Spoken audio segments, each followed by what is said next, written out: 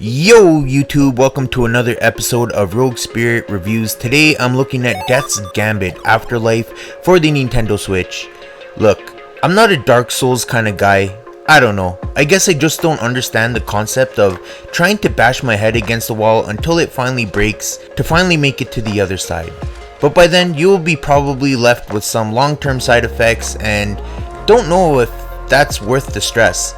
Basically what I'm saying is, it's just not worth it for me to put 100 hours into a single boss fight until I one day get lucky enough to win. But Deaths Gambit, while paying homage to Dark Souls and being a Metroidvania and trying to mix both of the genres together, I actually had a decent time with this one, and I would like to thank my friend Ravi who recommended this game to me. So Ravi, thank you so much.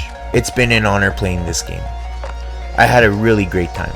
Well, it's time to find out how I felt about Deaths Gambit Afterlife on the Nintendo Switch for this review. First off, let's talk about the story intro without spoiling too much for those who are playing the game for the very first time. The game takes place in a medieval world known as, sorry if I pronounce this wrong, Lydia, and a warrior named Sorum who becomes a soldier in hopes of finding his mother, who is somewhere out there on the battlefield.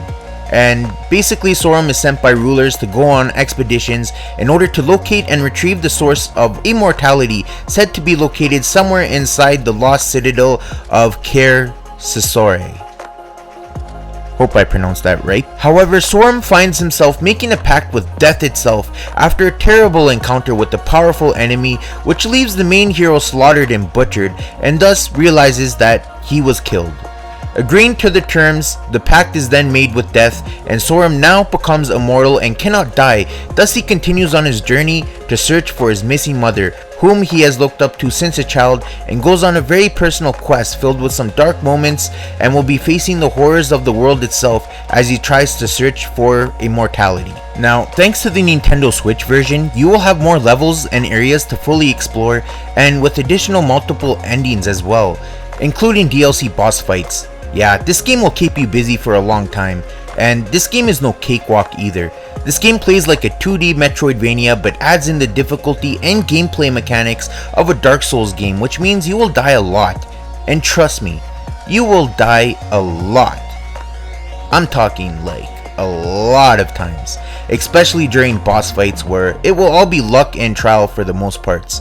You see, you'll have to observe each enemy and each boss in order to counter them and defeat them, and some of these bosses have weaknesses which can be hidden as well, and that made the boss fights in this game so much more rewarding to defeat and conquer, and I always had a big smile on my face after struggling against a very powerful late in-game boss and continuing on with my adventure. Hell, it even woke up the inner hardcore gamer in me. Now, the boss fights are brutal but fair, and there's always a checkpoint nearby, which is very well appreciated here, and if you die you will just lose a phoenix plume, which you can just go back and pick up from where you died, and dying multiple times won't mean that you permanently lose a phoenix plume. You can just go run back to where you died and pick it up, or use essence points to reclaim all of your missing plumes, which was fantastic. Yeah, so the phoenix plumes restore your health, and finding more of them while exploring each nook and cranny in the explorable areas will increase how many you can carry on you at a time, and if all of them are used up, then don't fret, as you can restore your phoenix plumes and be able to reuse them again until you run out. Speaking about the checkpoints, besides healing yourself, you'll be able to change your abilities which best suit the circumstances, and even sacrifice a plume up in order to give yourself a stat boost in strength. I'd rather be safe than sorry though, so I didn't use this option that much unless I was really confident with my abilities and skills. Sometimes the challenges here were a little too hard for my taste, and don't get me wrong, I love playing hard games. But games like Dark Souls are way beyond me, and sometimes the battles in Deaths Gambit Afterlife can feel a bit clunky and slow with certain classes, such as the Blood Knight, who has been nerfed in the Afterlife version for the Switch by the way. You can also bring up the equipment and items menu to equip stronger weapons, newer items, and even choose your class skill set, and the menu screen is actually pretty simple to understand.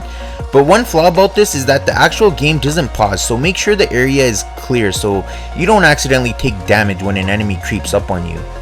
Later on in the game, you can also find an NPC who can dismantle items and equipment you don't need in order to upgrade the stats on the equipment you do want to use. I love the pixelated art style for this game. Visually this is eye candy, greatness. for older gamers such as myself, and it's probably the main reason I decided to pick it up. I love this retro style and it really complements the world and setting and gameplay as well, as you explore and continue the search for Soram's missing mother and to find the gift of immortality. The soundtrack is fantastic here in my opinion. I love the boss fight theme from the Galaxy Mage Amalvaro boss fight. That one was really good. If you are stuck, I would recommend gaining levels, upgrading your stats some more, and trying again. Don't give up. Overall, the Afterlife version is the best version you can play of Deaths Gambit at the time of recording this video review, and this game can be beaten fairly quickly if you know what you are doing, or if you're an advanced player, but this game could take longer, especially if you're tasked with overcoming a difficult boss fight, which you will just have to play very carefully and not get greedy. But the replayability will keep those who are still looking for a challenge hooked all the way from the start to the finish, thanks to the Afterlife version having multiple endings, more areas to explore with DLC boss fights, and the biggest factor of replayability will be choosing the many different class options that you can pick from, such as a magician class that can stay far away from the enemy and use long range magic attacks to deal damage. But yeah, my next one, I will choose the assassin class. Now, add that in with multiple endings, like I said, and some choices that could change a playthrough, such as making a choice of defeating someone in order to spare some NPCs later in the main hub area, was pretty deep, and the story also adds in a topic which explains the nature and laws and physics of death beyond our understanding, which really had me hooked and intrigued, and some of the boss fights were truly memorable. I am giving Deaths Gambit Afterlife on the Nintendo Switch an 8 out of 10. If you don't mind a bit of challenge and don't mind the hardcore experience here and there, then this one's for you. It's not that expensive on the Nintendo eShop, I think I spent like $40 on it, but even then it's still worth investing your time into, especially if you love hardcore 2D Metroidvanias. And I plan on replaying this game and checking out what else is in store for me. Well, at least I'll be staring at some great retro pixel style graphics to accompany me with great music during my second run. Thanks for watching everybody, stay safe and see you all on the next episode of RogueSpirit Reviews.